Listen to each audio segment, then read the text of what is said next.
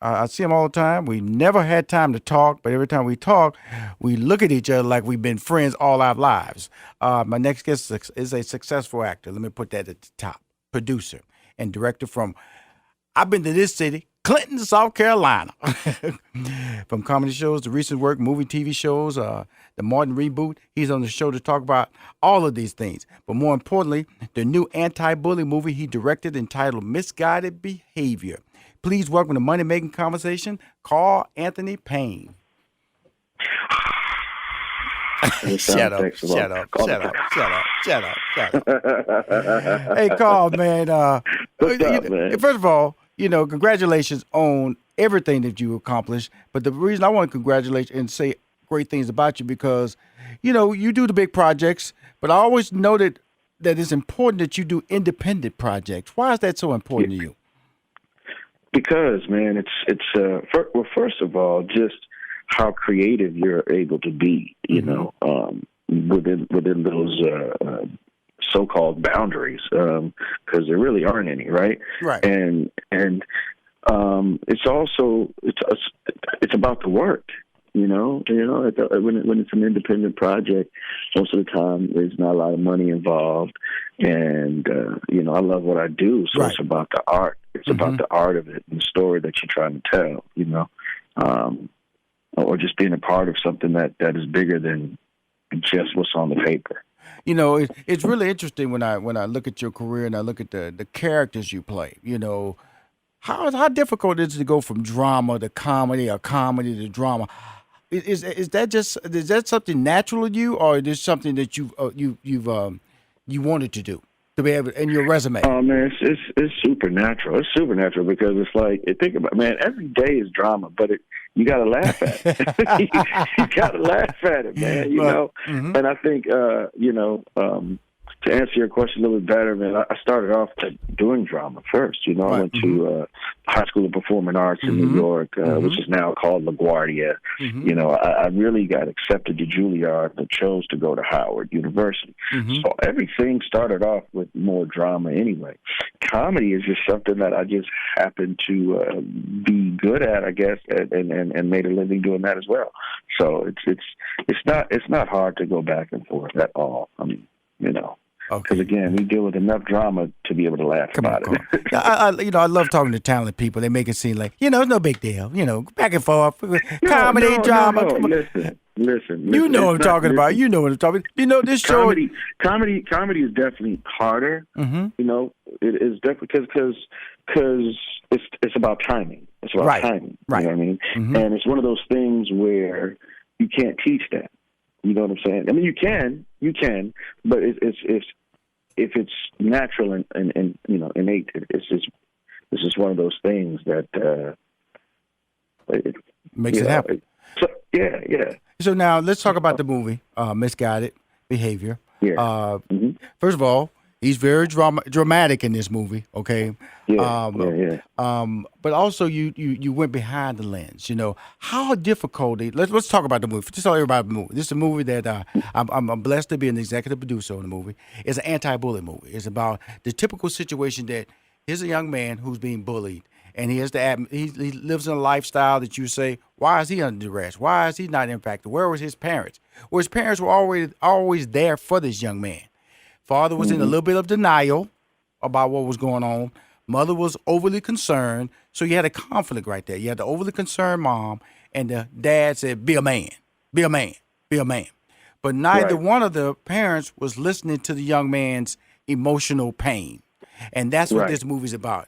I throw it back to you. I want to just set it up for your call because it's really a movie that more and more people should be aware of, and parents should expose, and teachers should expose these young adults to this movie. Right. I mean, that was the thing that drew me to it, the story of it all. As a matter of fact, once I started doing the film, I had it hit home even more so because my youngest son was actually going through that, and I didn't even know it. He was actually, the same thing was happening right at home, and I did not even know it. And you know, we have to stop. We have to first of all, everything starts in the home. Everything Right. starts at home. Mm-hmm. You know, and yes, we have to hold ourselves as well as the teachers who we leave our children with for the majority of the day. Right. The same thing. Mm-hmm. You know, and so we have to have these dialogues. We have to have these conversations. Then we have to be able to recognize things that are unsaid, because sometimes it's too late. Whether it's because someone has, you know, taken their own life tragically, or by taking someone else's lives. Right. You know what I'm saying? We see that happen all Right. the time. Right. You know, and so it's about recognizing this particular epidemic before it gets out of control, and then having solutions and ways of dealing with it. So I just thought it was very important to tell this story so that we can kind of bring awareness to what's really going on. Well, you know, that's it's important you getting say out of that. hand. It's important that you say that because of the fact that bullying is not something that just started last week or last year or 5 years ago. It just keeps keep getting more technically friendly. You know, you can access it. And you know, this is what I'm saying. So here's the issue. So when I was younger, right? I mean, I think we may have all gone through some of this, you know, but we cut from a different cloth. This is a different day and time. Let's just keep it 100. It's a different day and time. You know what I'm saying? I grew up in an age where I had to go outside to play. You know what I'm saying? There was no tech, you know, wasn't all this technology. And if I got bullied, it stayed right there. It didn't follow me for, you know, throughout the universe like it does on the internet. You know, it didn't live where everybody could see it over and over, you know, a million times a day. So that's a huge difference right there alone. You know what I mean? It's one thing when you got a small group, 3 people, you know, who are witness to something, and then you have to deal with that versus millions of people. That's so true. That's so true. There's a huge difference. You know what I'm saying? And you know, so again, you know, when I was younger and it happened to me, it was one of those things that, you know, it kind of shapes your character. It does, because you either stand up to the bully, you know, or you're looking for help and support from the people around you who, you know, to help defend you in those situations. Now, your character in the movie, I won't expose too much of it because it's definitely, the movie's called Misguided Behavior. It's directed by the incredible Carl Payne. And the movie, your character is a very tortured soul in the movie. And it plays a major role in that. Mm-hmm. Absolutely. Most times people don't understand that the bullying starts sometimes at home, be it with an older sibling or a parent who is verbally, mentally, physically abusing the child, and then, you know, that carries on over into the child becoming one as well. Or having to deal with that, lashing out. So but it's just dysfunction that's just been passed down. Right. You know, that we have had to deal with for generations, but we've never dealt with it properly. Now let me ask you this: when you found out your son, like my daughter, I found out she was being bullied in school, and I, you know, by 3 young boys, you know, and I went. My son was being bullied by a girl. Right. So okay. the stigma there, it was like he definitely didn't want to tell me that. Right. You know, and it's not because, you know, because we kind of put that machismo out there, you know, indirectly. You know what I'm saying? But he definitely didn't want to tell me that. I know. He did not want to tell me that. It is a certain shame about any level. I could say, you know, the thing about it, when you look at an individual like you, and like success, you know, you're on point as a parent. But like I said, I'm on point as a parent. And then I realized that my daughter for weeks or maybe months has been terrorized at school. You go to school and you go, okay, how is this happening? And they don't have a response. Right.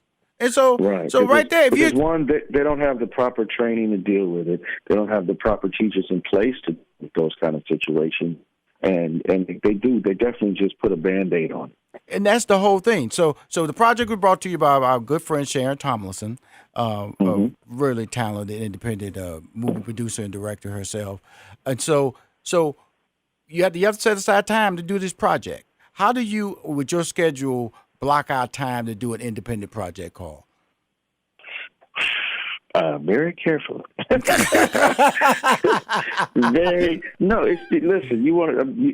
I'll be totally honest with you. And she knows it. She'll attest to this. we set out a time to do this, and I said, okay, and literally, the day we wrapped, the very next day I was on a plane to go shoot a movie in South Africa. So it was like I didn't have one moment to breathe, not one, not one. But I welcomed the experience, the challenge, all of it. You know what I mean?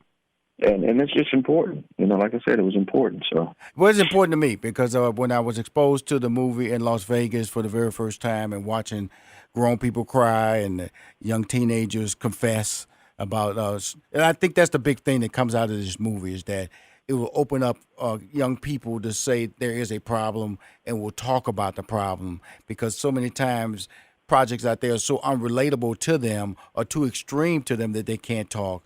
And call for you to come on and, as you say, you know, it's an indie. You know, you blocked out your time. You came on board. And Misguided Behavior is the movie that we all should be going out to watch. The big push starts this week. Call anything before we get out of here? You know what's interesting? Yeah, it's a couple of things. One of the things that I felt was my son that was being bullied. He has a cameo in the movie. Right. He's a young up and coming actor. And then my other son Malik actually plays the bully in the movie. Right. So talented. It was talented. It was great being able to just work with my son so closely too. And bond. Hold that thought. I'm another gonna bring you right back, Carl. Hold that thought. And bring you right back out of the commercial break. Hi, this is Rushion McDonald. On the phone is Carl Anthony Payne. He's the director of the new movie, Misguided Behavior. It's an anti-bully movie where a teen is being terrorized and he has great parents. You would think that great parents would recognize these issues, but like all situations, you don't know. And sometimes your child will not communicate the problem because guess what? They don't know how to communicate the problem. So, Carl, you was about to wrap up a couple of statements before I went to break. Yes, I was. Yes, I'm sorry. Yeah, I know you got to get. I got to get out of here as well. But I just wanted to say it was just a great experience overall. And me actually working on the project, like I said, brought a lot of things to light within my own home as well. And me working very closely with my sons was one of the best experiences ever, just bonding with them over the summer in Las Vegas. So that's I just wanted to add that. You had to. Your son's a fantastic actor, by the way. Fantastic actor. Fantastic. Thank you, man. Thank you. And again, he just like you. He has those different levels of being able to be able. And I think that's a gift that you passed on to your son. Well, I'm trying to pass on the work ethic gift, man. That's the next gift, because this generation, boy, they feel entitled. They swear they ain't got it. I know that's right. They want it handed to them, so I'm trying to work past that one on too. But my man, I appreciate you getting on the call, and go do what you got to do. Okay. Yes, sir. I'm in Chicago shooting this Christmas film right now. But we putting the gang back together, so we about to bring that funny man. But everybody's been asking about this reboot. So well, that's another interview. That's another. I know about that. That's another interview. Now. Oh yeah. I'm gonna bring a couple of y'all on my show simultaneously to talk about that. So no, I'm bringing you back for that one on that one call. Okay. All right. Stay strong, man, and stay warm in Chicago.